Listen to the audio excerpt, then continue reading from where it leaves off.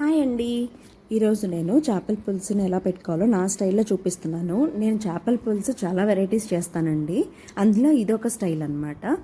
దీనికి మీరు ఏ చేప అయినా వాడుకోవచ్చండి. నేనైతే ఇక్కడ శీలావతి చేపను వాడుతున్నాను. 1 కేజీ వరకు ఫిష్ని తీసుకొని దాన్ని బాగా 2-3 సార్లు వాష్ చేసిన తర్వాత లాస్ట్లో కొంచెం పసుపు అలాగే నిమ్మరసం వేసి వాష్ చేసుకోవడం వల్ల నీచు వాసన అనేది లేకుండా ఉంటుందండి. అలా వాష్ చేసి పక్కన పెట్టుకున్నాను ముక్కలన్నీ. ఇప్పుడు దీనికోసం మసాలా ప్రిపేర్ చేసుకోవడానికి నేను ఇందులో 2 స్పూన్ల వరకు ధనియాలను యాడ్ చేసుకుంటున్నాను. ధనియాలతో పాటు ఒక 2 స్పూన్ల వరకు ఇందులో జీలకర్ర కూడా యాడ్ చేసుకోవాలి. అండ్ జీలకర్రతో పాటు ఒక 1 స్పూన్ మెంతులు యాడ్ చేసుకోవాలండి. మెంతులు అనేది ఎక్కువ వేస్తే చేదొచ్చేస్తుంది. సో 1 స్పూన్ యాడ్ చేసుకుంటే సరిపోతుంది. ఇలా డ్రై ఇంగ్రీడియంట్స్ అన్నీ కూడా మిక్సీ పట్టుకున్న తర్వాత దీంట్లో ఒక 10 నుంచి 15 వరకు వెల్లుల్లి రెబ్బల్ని పొట్టు తీసేసి ఇందులో యాడ్ చేసుకోవాలి. ఈ మసాలాను మొత్తం పక్కన పెట్టుకోవాలి.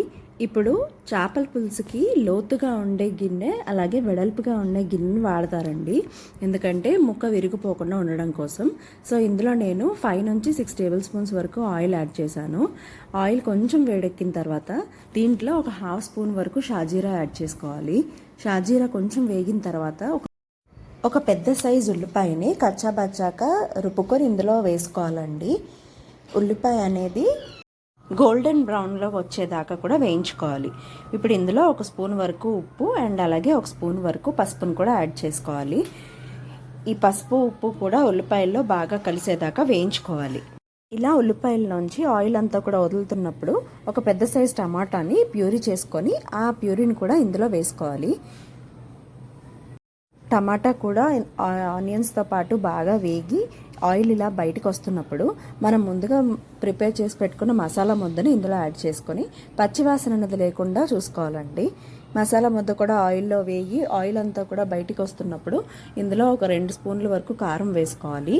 కారం వేసుకున్న తర్వాత ఒక పెద్ద నిమ్మకాయ సైజ్ అంత చింతపండుని తీసుకొని నానబెట్టి దాంట్లో ఉన్న జ్యూస్ అంతా కూడా ఎక్స్ట్రాక్ట్ చేసుకోవాలండి. 2-3 సార్లు చింతపండులో ఉన్న జ్యూస్ని మొత్తం కూడా వాటర్తో ఎక్స్ట్రాక్ట్ చేసిన తర్వాత ఆ వాటర్ని ఇప్పుడు మనం ఇందులో వేసుకోవాలి.